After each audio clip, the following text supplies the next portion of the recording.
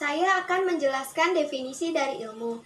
Yang pertama, secara umum, ilmu diartikan sebagai pengetahuan yang sudah dikelompokkan, disistematisasi, dan diinterpretasikan sehingga menghasilkan suatu kebenaran objektif serta sudah diuji kebenarannya secara ilmiah. Yang kedua, dalam Kamus Besar Bahasa Indonesia atau KBBI, ilmu diartikan sebagai pengetahuan tentang suatu bidang yang disusun secara bersistem menurut metode tertentu yang dapat digunakan untuk menerangkan gejala tertentu di bidang pengetahuan itu.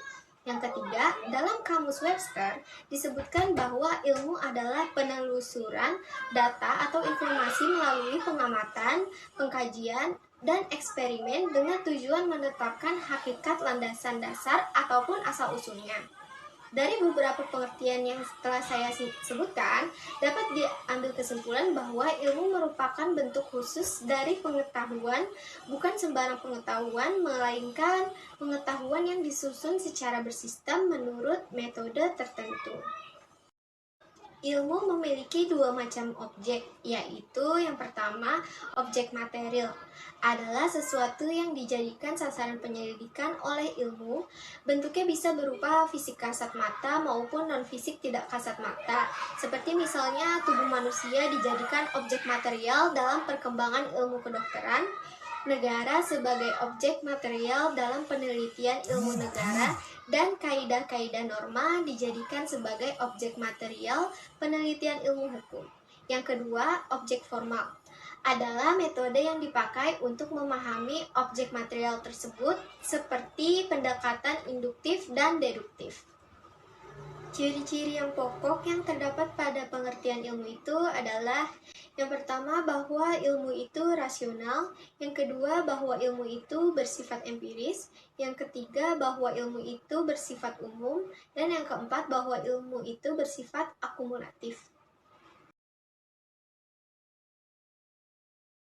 Pengertian ilmu hukum yang berada di dalam buku pengantar ilmu hukum Dirjo Sisworo 2010, yaitu ilmu hukum adalah nama yang diberikan kepada suatu cara untuk mempelajari hukum, suatu penyelidikan yang bersifat abstrak, umum, dan teoritis yang berusaha mengungkapkan asas-asas yang pokok dari hukum.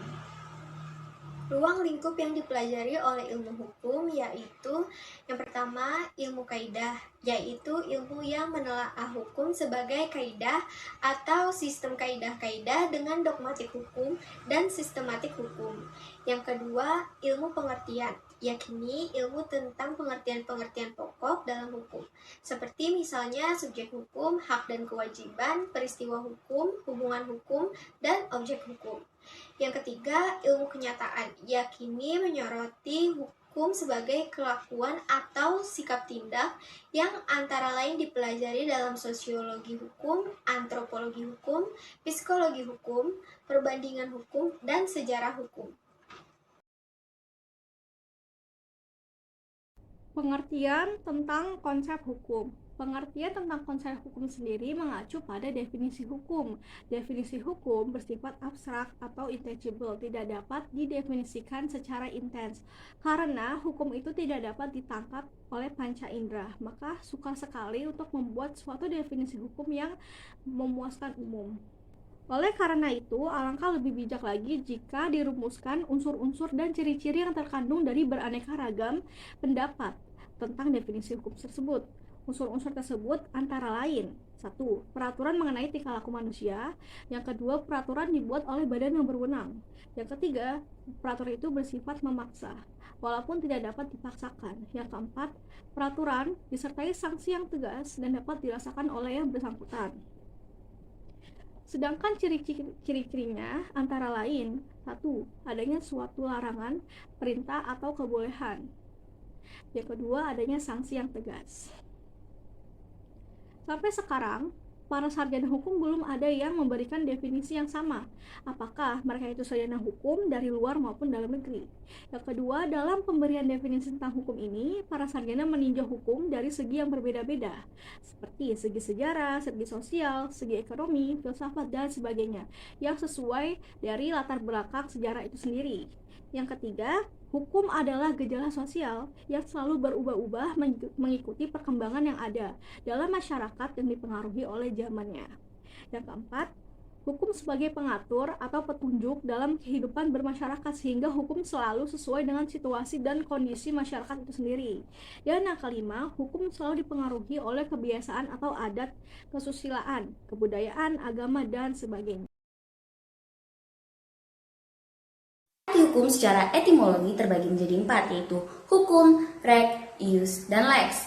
Yang pertama, hukum. Kata hukum berasal dari bahasa Arab dan merupakan bentuk tunggal. Kata jamaknya adalah akas, yang selanjutnya diambil alih dalam bahasa Indonesia menjadi hukum. Di dalam pengertiannya, hukum berkaitan erat dengan pengertian yang dapat melakukan paksaan. Yang kedua, reg berasal dari rectum atau bahasa Latin yang mempunyai arti bimbingan atau tuntunan atau pemerintahan.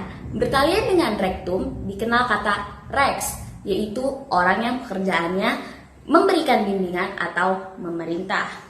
Yang ketiga, kata ius, artinya hukum, berasal dari bahasa Latin iubere, artinya mengatur atau memerintah. Perkataan mengatur dan memerintah itu mengandung dan berpangkal pokok pada kewibawaan. Selanjutnya, istilah ius berkalian erat dengan iustitia atau keadilan. Yang keempat, lex, berasal dari bahasa Latin yang berasal dari lesere. Lesere artinya mengumpulkan. Ia mengumpulkan orang-orang untuk diberi pemerintah. Dari keempat arti hukum tersebut dapat diambil kesimpulan bahwa pengertian hukum berkalian erat dengan wibawa. Yang kedua, pengertian hukum berkalian erat dengan keadilan. Yang ketiga, pengertian itu berkalian dengan ketaatan, orde, atau selanjutnya menimbulkan perdamaian. Yang keempat, pengertian hukum itu berkalian erat dengan peraturan dan arti peraturan yang berisi norma. Hukum menurut para ahli. Menurut Profesor Dr. Tibros, hukum ialah keseluruhan peraturan bagi kelakuan atau perbuatan manusia di dalam masyarakat yang pelaksanaannya dapat dipaksakan dan bertujuan mendapatkan tata atau keadilan. Selanjutnya, di dalam bukunya yang terkenal In Leading Toward the Schwab, Profesor Dr. Van Kahn mendefinisikan hukum sebagai berikut. Hukum adalah keseluruhan peraturan hidup yang bersifat memaksa untuk melindungi kepentingan manusia di dalam masyarakat.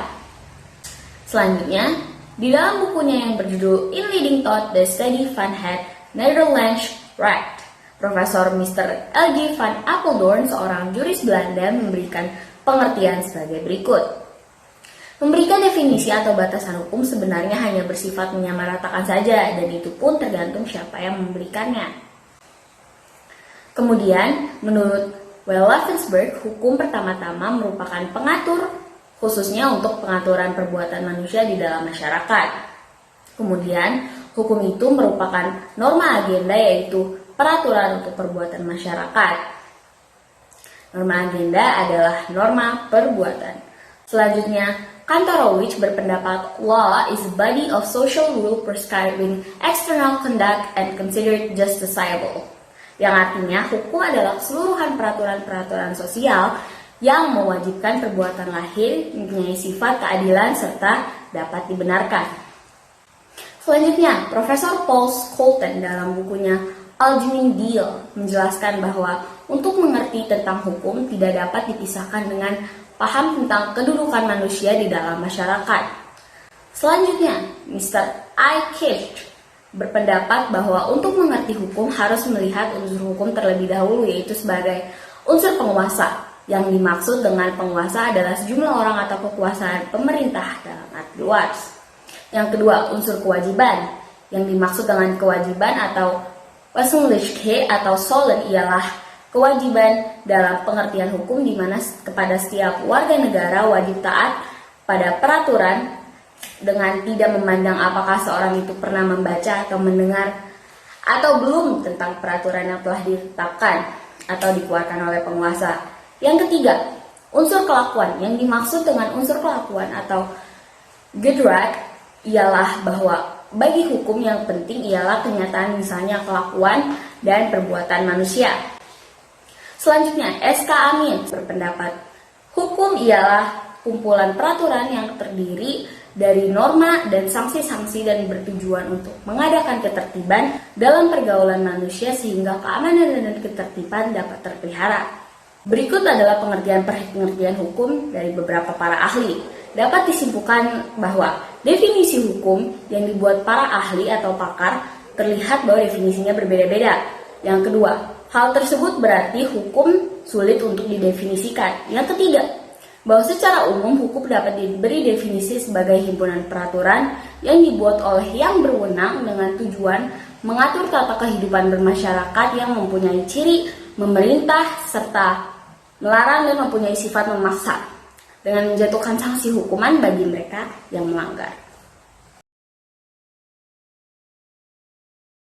Hukum dalam arti kaidah merupakan sebuah himpunan atau petunjuk hidup perintah-perintah dan larangan-larangan yang mengatur tata tertib dalam suatu masyarakat dan seharusnya ditaati oleh semua anggota masyarakat yang bersangkutan. Oleh karena itu, pelanggaran petunjuk tersebut dapat menimbulkan tindakan oleh pihak pemerintah terhadap masyarakat itu sendiri.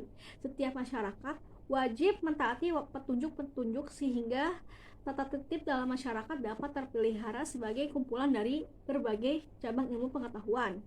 Sebagai kaidah, hukum memberikan bermacam-macam petunjuk hidup. Petunjuk-petunjuk ini menentukan sikap anggota masyarakat yang satu terhadap anggota masyarakatnya yang lain. Petunjuk ini wajib harus ditaati dan agar dapat ditaati, maka hukum sebagai norma dilengkapi unsur memaksa. Jadi hukum merupakan petunjuk hidup yang mempunyai sifat memaksa walaupun tidak dapat dipaksakan. Dalam arti ilmu hukum, hukum dalam arti ilmu hukum yaitu ilmu sebagai kaidah atau norma Wissenschaft atau Solenwissenschaft, yaitu sebuah ilmu yang menelaah hukum sebagai kaidah atau sistem-sistem kaidah dengan dogmatik hukum dan sistematik hukum. Maka jelaslah dalam arti ini, hukum dilihatnya sebagai ilmu pengetahuan atau yang merupakan karya manusia yang berusaha mencari kebenaran tentang sesuatu yang memiliki ciri-ciri sistematis, logis, empiris, metodis, umum, dan akumulatif.